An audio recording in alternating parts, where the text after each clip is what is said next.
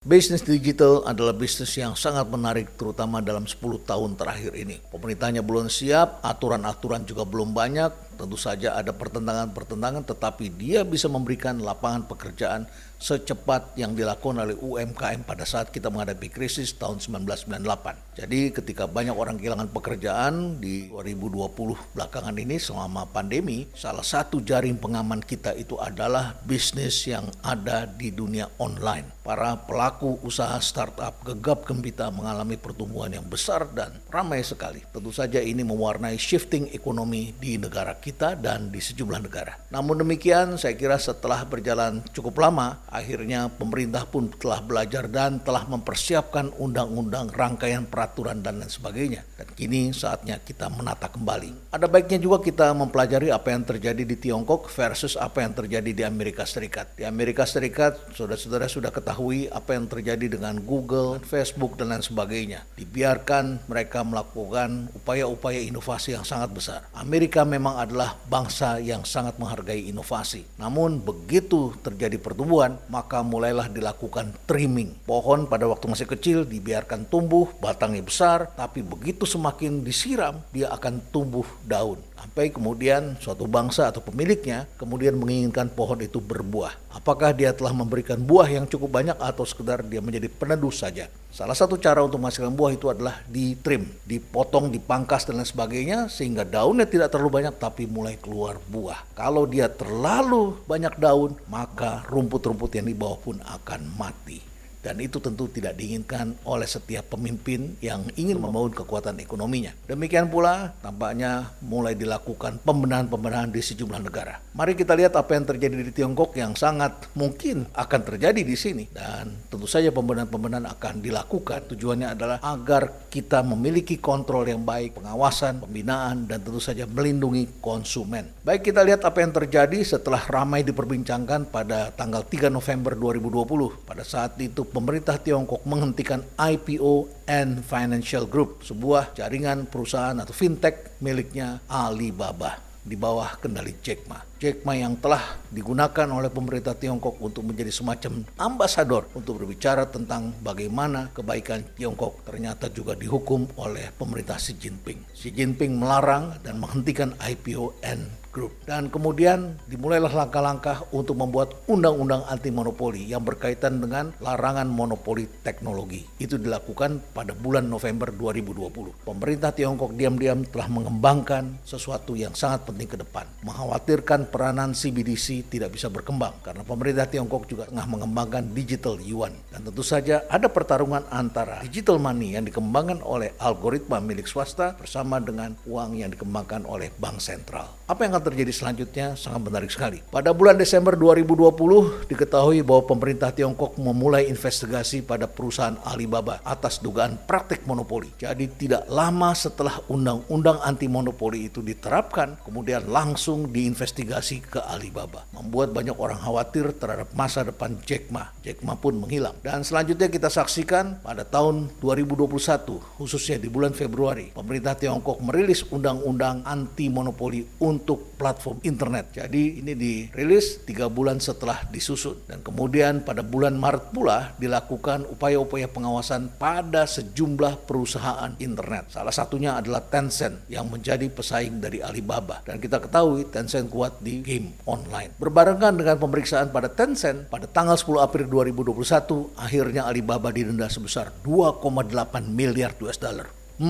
Besar sekali, 2,8 miliar US dollar. Kalau ini terjadi di Nasdaq, sudah dapat dipastikan harga sahamnya akan melorot. Dan saya kira ini juga akan berpengaruh pada Alibaba. Karena dianggap menyalahgunakan dominasinya untuk mengeruk keuntungan di pasar. Ini khususnya adalah untuk pemakaian alat pembayaran dan marketplace yang digadang-gadang telah sangat membantu perekonomian di Tiongkok sebelumnya. Dan kemudian pada bulan Juni 2021, crackdown-nya mulai meredah. Tidak lain adalah karena bulan Juni dilakukan persiapan dan perayaan ulang tahun Partai Komunis Tiongkok yang ke-100. Sebuah acara besar telah dilakukan di Tiongkok sehingga upaya pemeriksaan pun berhenti. Tetapi itu tidak berlangsung lama. Tidak lama setelah memasuki bulan Juli, yaitu pada tanggal 2, pemerintah Tiongkok segera memerintahkan penghapusan Didi, sebuah ride hailing yang seperti Gojek, ada Grab dan lain sebagainya. Ini penghapusannya dilakukan kepada konsumen-konsumen baru sehingga mereka tidak lagi dapat melakukan download. Ini artinya sama juga dengan membunuh masa depan Didi. Ini dilakukan 2 hari setelah Didi melakukan IPO. Sahamnya pun segera turun hingga 64,78% pada akhir tahun 2021.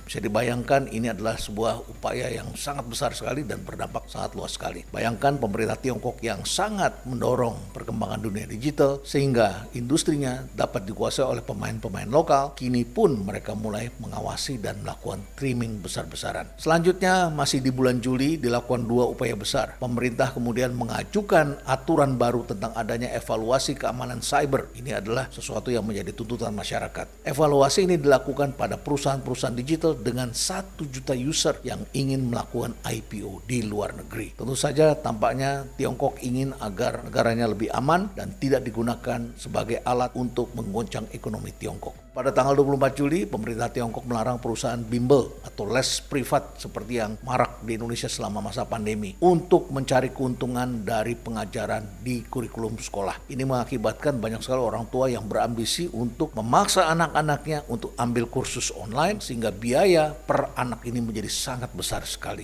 Kemudian mulailah dilakukan upaya-upaya pembentukan ekonomi baru. Bulan Agustus 2021 saat Indonesia merayakan hari kemerdekaannya, pemerintah Xi Jinping mengkampanyekan sebuah tema baru yaitu Common Prosperity atau kemakmuran bersama. Setelah digulirkan undang-undang anti monopoli dan kemudian digulirkan langkah-langkah untuk membersihkan perusahaan-perusahaan itu dari melakukan dominasi dan mengambil keuntungan yang menciptakan kekayaan yang timpang. Program Common Prosperity ini kemudian ditanggapi oleh para miliarder untuk melakukan kegiatan donasi. Menarik sekali, cepat sekali respons mereka, tetapi sebenarnya yang ingin digagas oleh pemerintah Xi Jinping sesungguhnya adalah tidak dapat dibenarkan terjadi pemusatan kekuatan seperti yang sudah kita lihat di negara-negara barat, termasuk di sini, yaitu lahirnya para plutokrat, sekelompok kecil pengusaha yang menguasai resources dan aset serta pendapatan yang sangat besar sekali. Pada tanggal 3 September 2021, pemerintah Tiongkok mulai mengambil langkah di luar dari hal-hal yang terkait untuk membatasi kekayaan. Kali ini, pemerintah Tiongkok melakukan langkah-langkah untuk membentuk karakter bangsanya. Yang dilakukan adalah membatasi anak-anak yang berusia di bawah 18 tahun dalam bermain game online. Menarik sekali karena anak-anak di Tiongkok telah sangat kecanduan, bahkan telah banyak orang tua yang mengirimkan anaknya pada pusat-pusat pelatihan untuk mengembalikan kesehatan mental si anak-anak tersebut. Karena anak-anak itu tidak lagi memperhatikan orang tuanya, bahkan sangat boros, bahkan tidak memperhatikan sekolah dan lain sebagainya. Anak-anak di bawah usia 18 tahun itu hanya diizinkan bermain game online maksimum 3 jam per minggu, yaitu pada pukul 20 hingga pukul 21 hanya hari Jumat, Sabtu, dan Minggu. Ini juga menandakan bahwa masa depan Tencent menjadi question mark karena pendapatan terbesar Tencent adalah dari game online. Pada tanggal 14 September 2021, Alibaba dan Tencent akhirnya menghentikan pemblokiran terhadap akses aplikasinya pada aplikasi rival seperti WeChat Pay milik Tencent bisa digunakan di Alibaba. Jadi mereka yang tadinya bertarung memonopoli marketnya masing-masing kini bisa saling menggunakan. Tetapi pada tanggal 8 Oktober 2021, pemerintah Tiongkok lagi-lagi memberikan denda sebesar 533 juta US dollar kepada Meituan, sebuah perusahaan online yang memberikan layanan food delivery. Meituan didenda karena melanggar undang-undang anti monopoli. Jadi kalau Anda perhatikan rangkaian-rangkaian ini adalah sebuah rangkaian trimming dari kebebasan, dari upaya-upaya untuk mengeruk keuntungan, dari upaya-upaya untuk mengendalikan cyber security dan juga intervensi asing, termasuk IPO di luar negeri, kontrol data, kontrol keuangan, dan lain sebagainya.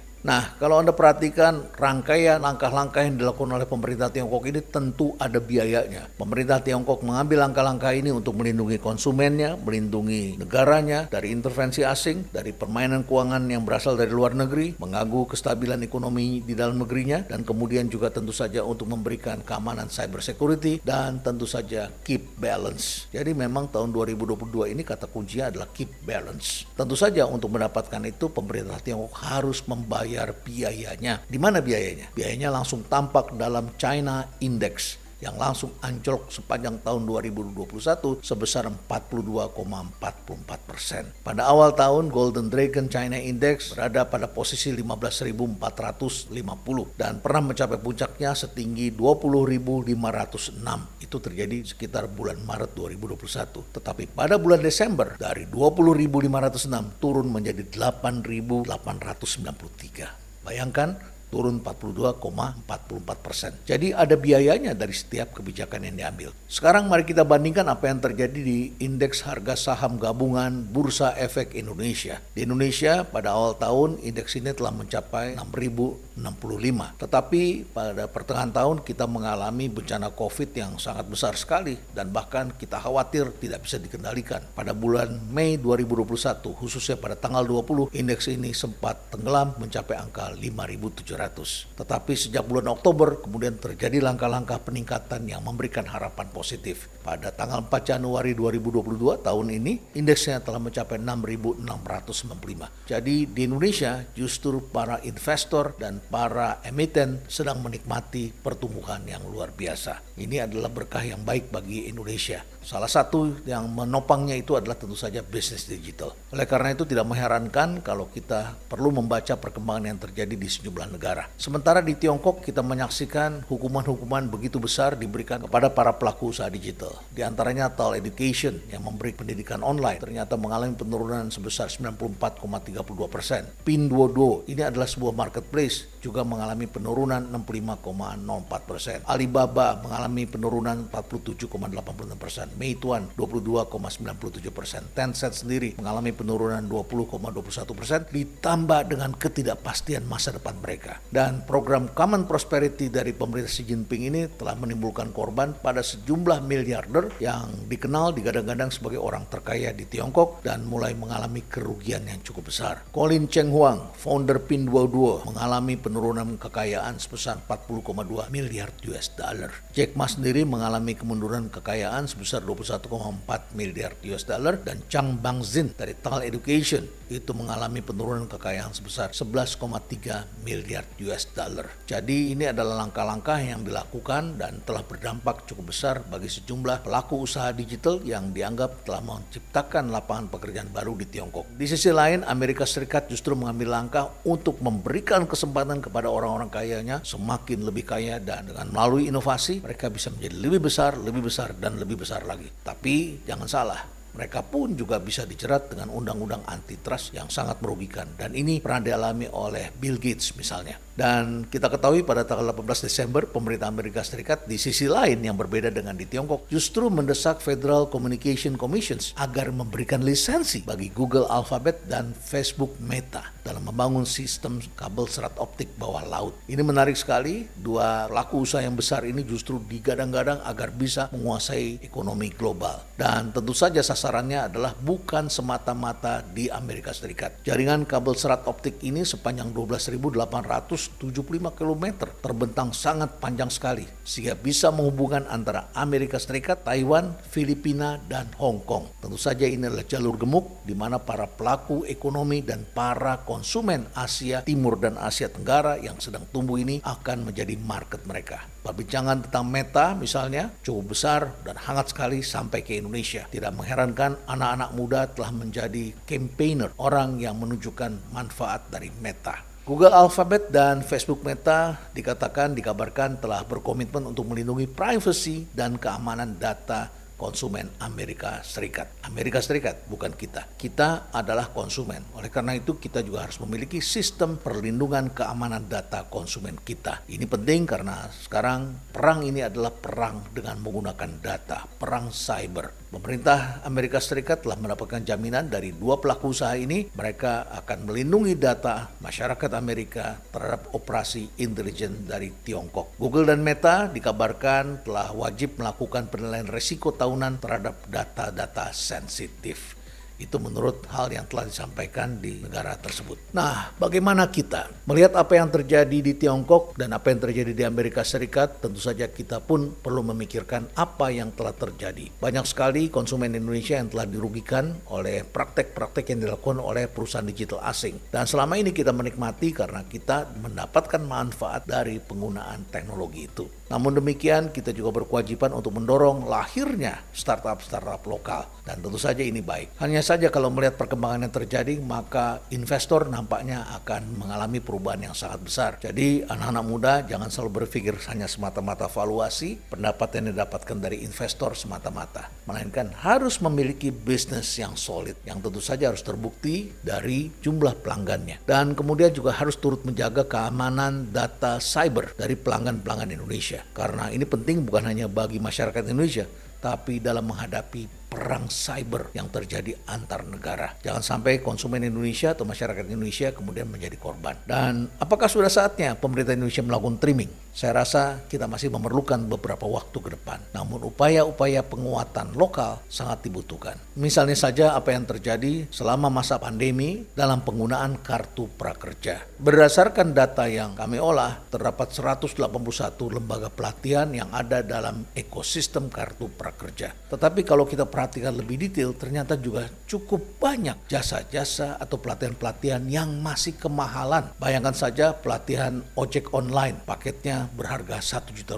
Dan ini dibebankan melalui APBN dalam kartu prakerja. Dan ada lagi kursus menjahit masker anti corona, mudah dan bisa dijual, slogannya demikian. Nilai pelatihannya Rp600.000. Kemudian editing foto snapshot untuk jualan online, Rp500.000. Kemudian ada English untuk tukang ojek Rp500.000. Belajar membuat kroket ayam keju Rp400.000. Padahal di dunia online ini banyak sekali pelatihan-pelatihan seperti ini. Ini mungkin diberikan kepada mereka yang malas untuk melakukan eksplorasi. Jadi kalau kita perhatikan, tentu saja harus ada evaluasi menyeluruh terhadap hal-hal seperti ini. Kita tentu tidak bisa membiarkan bangsa kita menjadi tidak produktif, karena ternyata dari daftar pelatihan yang paling banyak dicari, cukup banyak juga yang sebetulnya bisa didapat secara gratis. Inilah saatnya kita melakukan evaluasi secara menyeluruh dengan memperhatikan perkembangan dan kebutuhan masyarakat kita. Apa yang sudah ditawarkan secara gratis dan bisa didapatkan secara mudah tidak layaknya untuk dikomersialkan. Stay relevan.